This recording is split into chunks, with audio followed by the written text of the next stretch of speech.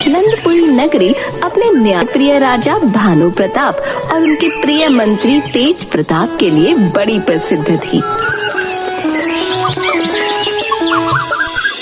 एक दिन दरबार लगा हुआ था। महाराज अपने सबसे बुद्धिमान मंत्री तेज प्रताप से किसी विषय पर विचार विमर्श कर रहे थे। तभी कहीं से एक कौवा उड़ता हुआ आया और कांव कांव करता हुआ शोर मचाने लगा। कौवे के शोर से महाराज और मंत्री के विचार विमर्श में खलल पड़ने लगा। कुछ देर तक तो महाराज ने बर्दाश्त किया, लेकिन फिर महाराज को क्रोध आ गया। सैनिकों, तुरंत इस कौवे को निकाल बाहर करो। जो आज्ञा महाराज। सैनिक तुरंत हरकत में आए और कौवे को भगा दिया। महाराज फिर से विचार विमर्श में लग गए, लेकिन कुछ समय बाद कौवा फिर से वहां आ गया।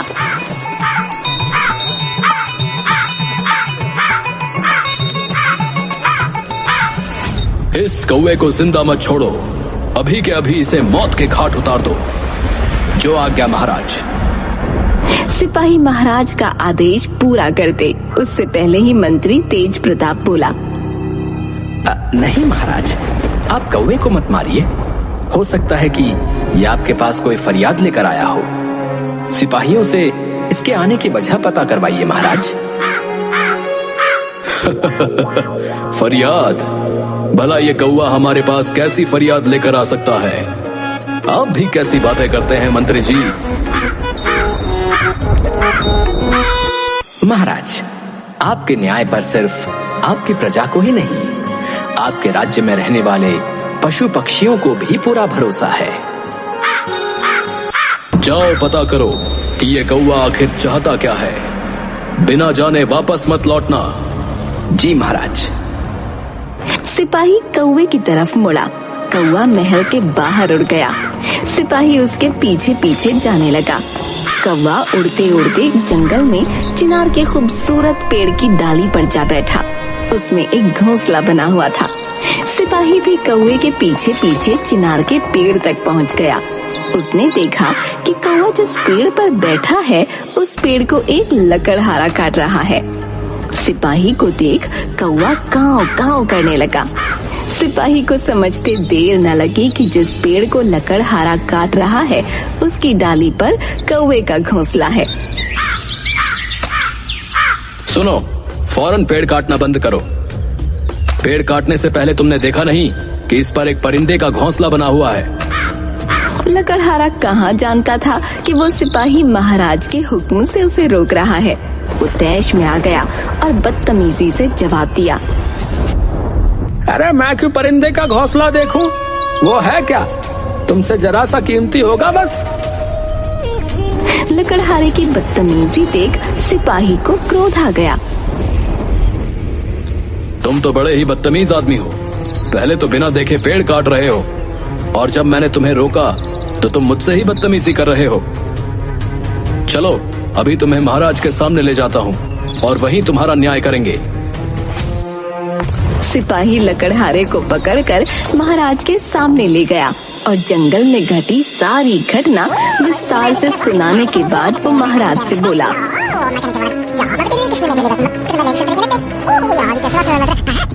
महाराज, ये लकड़हारा उस निर्दोष कौवे का घर उजाड़ रहा था। मैंने मना किया तो बदतमीजी करने लगा। ये सजा का हकदार है महाराज। महाराज को भी लकड़हारे के व्यवहार पर क्रोध आ गया। महाराज ने उस लकड़हारे को सजा देने की ठान ली और मंत्री तेज प्रताप से बोले, मंत्री जी, इस बदतमीज लकड़हारे ने बहुत बड़ी गुस्ताखी की है। इसे क्या सजा मिलनी चाहिए? आप ही बताइए। क्या इसे मौत की सजा दे दी जाए? मुझे माफ कर दो महाराज, मुझसे गलती हो गई। महाराज, इसे कहाँ पता था कि सिपाही आपके आदेश का पालन कर रहे हैं, इसलिए बदतमीजी कर बैठा होगा। हालांकि उसका ये व्यवहार गलत था, लेकिन मौत की सजा इस गुस्ताखी के लिए बहुत ज्यादा है। वैसे भी दिल ही दिल में ये पछता रहा होगा। ऐसा करें, इसे महल से इसके घर तक बेत से मारते हुए ले जाने की सजा दे दीजिए। सिपाहियों, इस लकड़हारे को उसके घर तक बेंत से मारते हुए ले जाओ। ये सजा मौत की सजा जैसी सख्त तो नहीं है, लेकिन सबके सामने बेंत की मार सहते हुए उछल उछल कर घर तक पहुंचना बहुत ही शर्मनाक बात है। ये लकड़हारा आगे से ऐसा व्यवहार कभी किसी के साथ भी नहीं करेगा, और साथ ही साथ इसे देखकर हमारी प्रजा को भी इंसानों और पशुओं के प्रति अपने व्यवहार को मधुर रखने की सीख मिलेगी। इस सजा के बाद लकड़हारे ने अपना व्यवहार लोगों के प्रति बदल दिया और इसके साथ ही नगर के दूसरे लोगों को भी एक सीख मिल गई। दूसरी तरफ एक भिखारी भूख से तड़पने के कारण खाने के लिए कुछ मांग रहा था। भगवान के नाम पर मुझे कुछ दे दो बाबा, 3 दिनों से भूखा हूँ, एक दाना भी मुंह में नहीं डाला। जो कुछ भी रूखा सूखा मिल जाए वही दे दो, भगवान आपका भला करेगा। तभी एक व्यक्ति भिखारी को आवाज देता है। बाबा, बाबा, इधर आओ, मेरे पास कुछ रोटियां हैं, तुम इन्हें ले लो।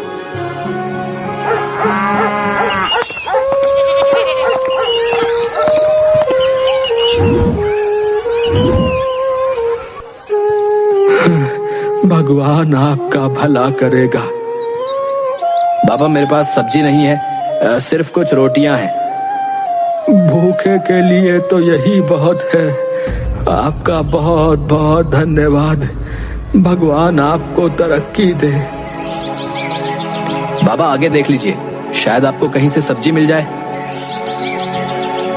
भगवान आपका भला करे। अब भिखारी रोटी के लिए सब्जी की तलाश में पास के ही एक पंडाल में पहुंचता है। भिखारी पंडाल के मालिक से थोड़ी सी सब्जी मांगता है। मालिक, मेरे पास ये रोटियां हैं, क्या आप मुझे थोड़ी सी सब्जी दे देंगे? बड़ी कृपा होगी आपकी, भगवान आपका भला करेगा।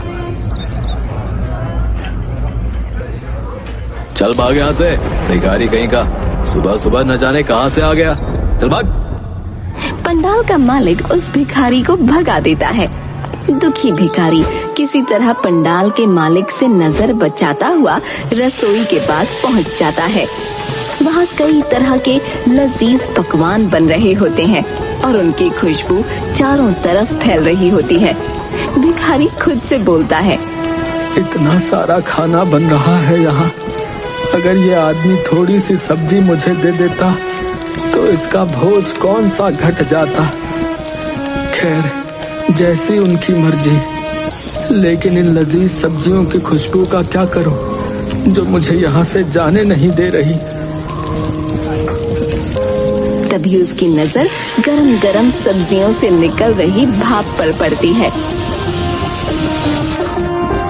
अगर मैं अपनी रोटियां सब्जियों की भाप के ऊपर थोड़ी देर रख दूं, तो लजीज सब्जियों की खुशबू इन रोटियों में समा जाएगी और बिना सब्जी के भी रोटियों के साथ सब्जी का स्वाद आ जाएगा। भिखारी सबकी नजर बचाकर पंडाल में घुसता है और सब्जियों से निकल रही भाप पर अपनी रोटियां रख लेता है। तभी अचानक वहाँ पंडाल का मालिक आ जाता है और जोर से चिल्लाता है, चोर चोर चोर कहीं का, पहले भीख मांग रहा था और अब चोरी करने लगा।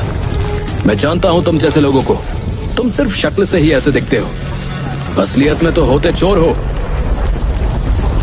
पंडाल का मालिक भिखारी को सब्जी चोरी करने के लिए पकड़ लेता है। मैंने सब्जी नहीं चुराई है, मैं सिर्फ सब्जी की खुशबू ले रहा था मालिक। पंडाल का मालिक भिखारी को धमकाते हुए कहता है, अगर तुमने सिर्फ खुशबू ली है तो तुम्हें उस खुशबू की भी कीमत चुकानी होगी। मालिक, मेरे पास कुछ भी नहीं है जिससे कि मैं खुशबू की कीमत चुका सकूं। ठीक है, अगर तेरे पास कीमत चुकाने के लिए कुछ नहीं है तो फिर चल, मैं तुझे राजा के दरबार में ले चलता हूँ, वही तेरा न्याय करेंगे। मालिक, मुझे माफ कर दीजिए, मुझे छोड़ दीजिए। मैं सच कह रहा हूँ, मैंने आपकी सब्जियाँ नहीं चुराई, मैं तो सिर्फ सब्जियों की खुशबू ले रहा था। और भला खुशबू की कीमत भी होती है क्या? क्या कहा तूने? खुशबू की कीमत नहीं होती? अगर खुशबू की कीमत नहीं होती तो दुकानों पर इत्र मुफ्त में मिला करते, ना कि इतनी कीमती होते। और फिर अगर खुशबू किसी काम की नहीं है, उसकी कोई कीमत नहीं होती, तो फिर तू क्यों ले रहा था सब्जियों की खुशबू, वो भी चोरी छुपे? चल, अब तो महाराज ही तेरा न्याय करेंगे, चल। पंडाल का मालिक भिखारी को पकड़कर महाराज के दरबार में ले जाता है। दरबार में महाराज की जय हो। महाराज, मैं आपके राज्य का रहने वाला हूँ, मेरा नाम बंसी है। महाराज, मैं आपके सामने न्याय की गुहार लेकर आया हूँ, कृपया मुझे न्याय दीजिए। बंसी, क्या गुहार है तुम्हारी, हमें विस्तार पूर्वक बताओ। महाराज, ये भिखारी पहले मेरे पंडाल में भीख मांगने के लिए आया, और फिर जब मैंने इसे भीख नहीं दी तो इसने मेरे पंडाल में चोरी की। ये चोर है महाराज, और मैंने स्वयं इसे रंगे हाथों पकड़ा है।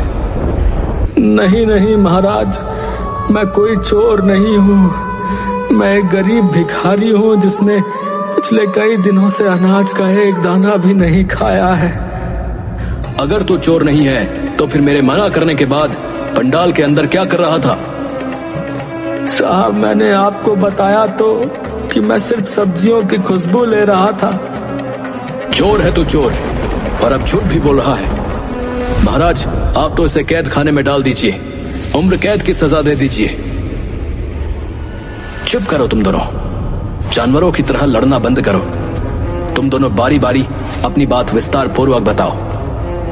महाराज भानु प्रताप और मंत्री तेज प्रताप ने पंडाल के मालिक और भिखारी दोनों की ही बातों को बारी बारी से सुना, और बातें सुनने के बाद महाराज भानु प्रताप मंत्री तेज प्रताप की तरफ देखते हुए बोले, मंत्री जी, आप ही कोई सुझाव दीजिए। इस समस्या का क्या हल हो सकता है, क्योंकि यहाँ पर दोनों की ही बातें सही हैं। भिखारी ने जब सब्जी ही नहीं ली तो वो उसका मूल्य क्यों देगा? और बंसी के अनुसार उसका कथन भी सत्य है कि अगर खुशबू का मूल्य नहीं होता है तो इत्र का व्यापार क्यों किया जाता है, वो इतना बहुमूल्य क्यों होता है? जी महाराज, जैसी आपकी आज्ञा। वैसे बात तो दोनों की ही सत्य है, विषय बड़ा ही विचित्र है, परंतु जब ये आपके पास न्याय के लिए आए हैं तो न्याय भी जरूर मिलना चाहिए। तो आप ही बताइए मंत्री जी, क्या उपाय है इसका, और न्याय संगत क्या होगा? बंसी सही कह रहा है, अगर तुमने उसके खाने की खुशबू ली तो तुम्हें उसका मूल्य अवश्य देना चाहिए। क्षमा करें मंत्री जी, परंतु मेरे पास इनकी सब्जियों की खुशबू का मूल्य चुकाने के लिए कुछ भी नहीं है, और यदि मेरे पास कुछ होता तो मैं इनकी सब्जियों की खुशबू क्यों लेता भला? बात तो तुम्हारी सत्य है, परंतु मूल्य तो देना ही पड़ेगा। कुछ देर सोचकर मंत्री तेज प्रताप पंडाल के मालिक से बोले,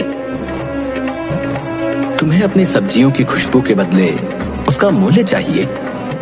जी हाँ मंत्री जी, मुझे मेरी सब्जियों की खुशबू के बदले उसका मूल्य चाहिए। ठीक है, तुम्हारी सब्जी की खुशबू की कीमत मैं स्वयं दूंगा। आपका बहुत बहुत शुक्रिया मंत्री जी, मुझे तो अपनी सब्जियों की खुशबू के मूल्य से मतलब है, चाहे जो भी दे। देखो, मैं तुम्हारी सब्जी की खुशबू की कीमत सिक्कों के खनक से अदा करूंगा। जी मंत्री जी, मुझे सिक्कों की खनक बहुत पसंद है। मंत्री तेज प्रताप अपनी जेब से कुछ सिक्के निकालते हैं और दोनों हाथों में लेकर उन्हें खनखनाने लगते हैं। फिर उन सिक्कों को दोबारा जेब में डाल लेते हैं। ये सब देखकर पंडाल का मालिक हैरान हो जाता है। वो मंत्री तेज प्रताप से कहता है, ये कैसा मूल्य दे रहे हैं आप? आपने तो सिक्के निकाले और उसकी आवाज करके वापस अपनी जेब में रख लिया। तुम्हारी सब्जी की खुशबू इस भिखारी ने ले ली थी, इसी वजह से मैंने तुम्हें सिक्कों की खनक सुनाई है। अगर इस भिखारी ने सब्जी ली होती तो तुम्हें कुछ सिक्के जरूर मिलते। मंत्री तेज प्रताप का जवाब सुनकर पंडाल का मालिक आंखें चुराते हुए वहां से चला जाता है। भिखारी भी महाराज और मंत्री की जय के नारे लगाते हुए खुशी खुशी अपने रास्ते निकल जाता है।